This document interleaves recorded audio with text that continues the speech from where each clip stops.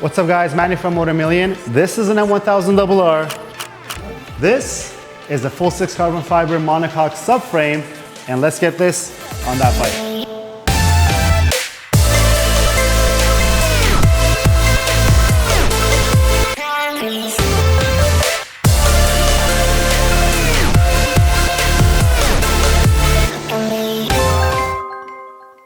So yes, it is a mouthful to say full 6 carbon fiber monocoque subframe.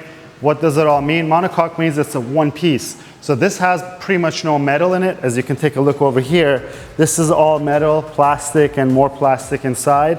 This thing is all carbon fiber, as I mentioned. It only has the tabs where it attaches to the bike in metal.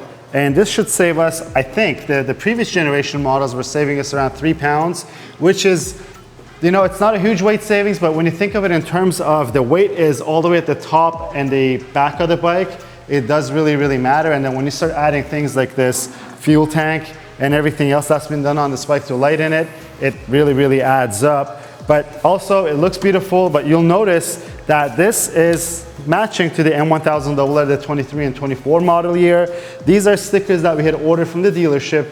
The OEM stickers that are on the tail over here. We had them applied and we had them clear coated over so that it matches the bike and it looks OEM. We even had the competition stickers done and they're right here. So it's gonna look just like OEM, but much better. And I think it suits the bike because the M1000RR started life as a full carbon fiber, full carbon fiber bike from BMW. It was missing the fuel tank and the subframe. We're gonna put it on because also the front subframe over here is carbon fiber on this bike. And I'm gonna let you guys into a secret.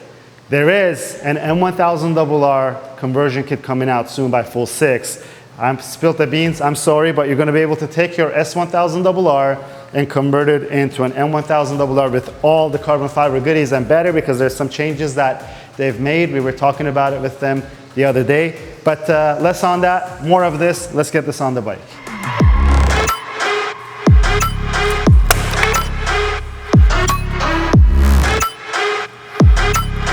We're almost out with the stock subframe, but if you ride a BMW and you want to know where your roadside assistance number sticker is, it's right down here. You might need it.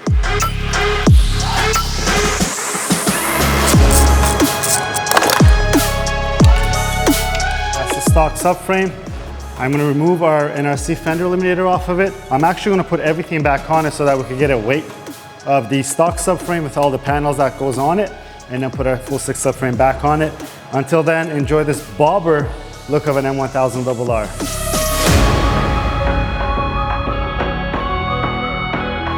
So here's our stock rear subframe off the M1000RR.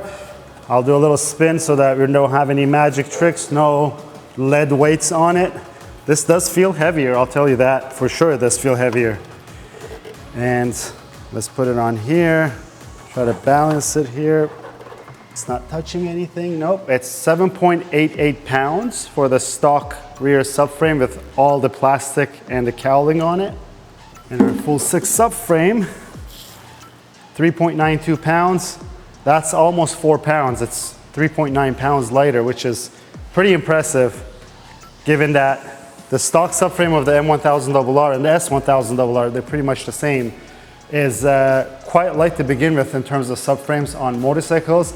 And this being 4 pounds lighter is pretty impressive. And don't forget, the M1000RR has a carbon cowling. It weighs less than the S1000RR's plastic cowling. These things fit both the S1000RR and the M1000RR. And also for people who want to maybe change the tail on their 2020 and 2021 S1000RRs or M1000RRs, these fit. So all the way from 2020 up to 2024, these will bolt right on. But let's get this back on the bike because other than being light, this thing looks gorgeous.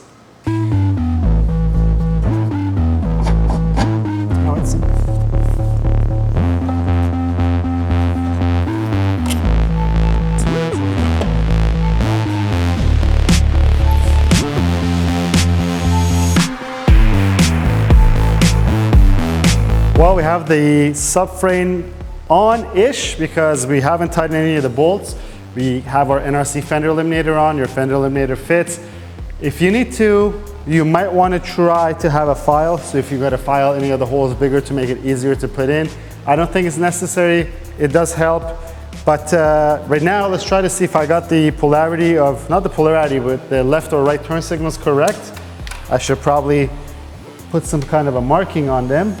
I'm signaling right, it's signaling left, so I got it wrong. So before you put everything together, make sure you do this.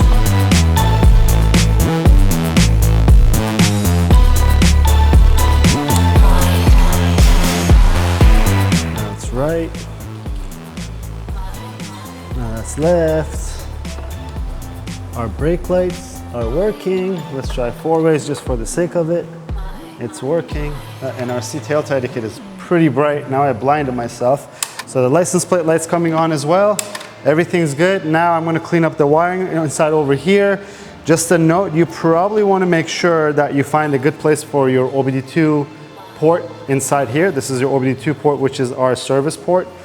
You could put it in there, but then you can't really access it without pulling the battery out. Then if you have to take the bike for service or check your codes, it's a BMW, you're going to check for codes, but you're going to have to make it accessible. So we're going to find a nice and neat place over here under the seat so that it's accessible easily.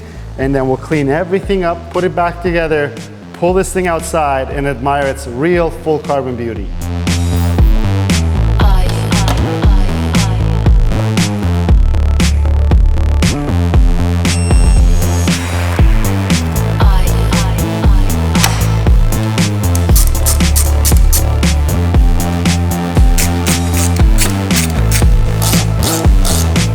Well, the subframe is on. It looks absolutely gorgeous. We saved 4 pounds of weight.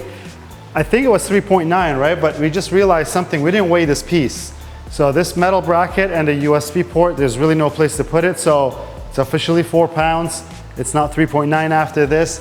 So the weight savings are great. It just, I don't know, it looks like a work of art. And it looks so OEM. That's also something that we really like, right? We want to make things better. We want to make things look more beautiful, but we don't want to be so extravagant that it looks out of place. On this bike, it fits perfectly fine. And talking about fitment, if you're running a full race exhaust that attaches your passenger foot pegs or to the passenger foot peg mounts, this has a provision on the right hand side. So you can't technically run a passenger on this. Obviously, there's no more passenger seats or the peg mount on the left location. But on the right side, it does have the holes so that if you're running, let's say, an Acropolis Full Evolution exhaust, you got to attach it to the rear foot peg mounts. It has it right there. It comes with a little spacer, so don't lose that. In case you ever want to run the passenger foot peg, it goes on the back location.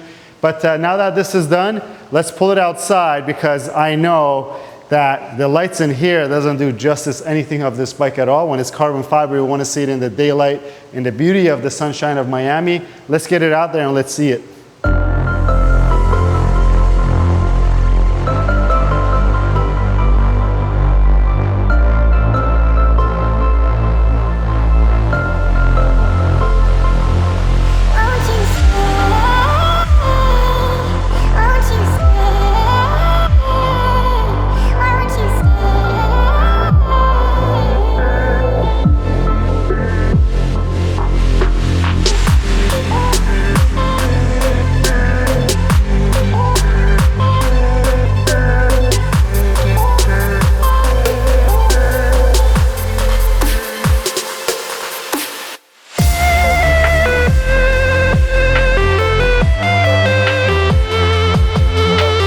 So guys, look at this thing. The sun's shining on it. All the carbon is just glistening in its glory. And I want to say one thing. It looks absolutely amazing, right? We saved 4 pounds. The bike is looking beautiful. But it looks so good because the bike had some carbon fiber from the factory to begin with, but everything now just flows on this bike. It could have been just like this from the factory because it had bare carbon. It had a little bit of black paint. Now, does it have black paint anywhere? It actually does, just right over here. But other than that, everything other than the frame of the bike is carbon fiber. It's looking absolutely gorgeous. And I think it's fair to say at this point that this is the world's first full carbon fiber M1000RR. That's the 2023 or 2024 spec, because we did one with Jared Campisi before this, and that was the first full carbon fiber M1000RR. But in this state, this is the world's first for this generation of the M1000RR. And I could say that we're still not done with it yet. There's still a couple of details that we're going to touch upon this bike, and then we'll do our official walk around of the 650 Motomillion M1000RR, guys. But on that bombshell, if you like this video, please give it a thumbs up. If you have any questions or comments, leave them down below. Until next time, guys, have a good one.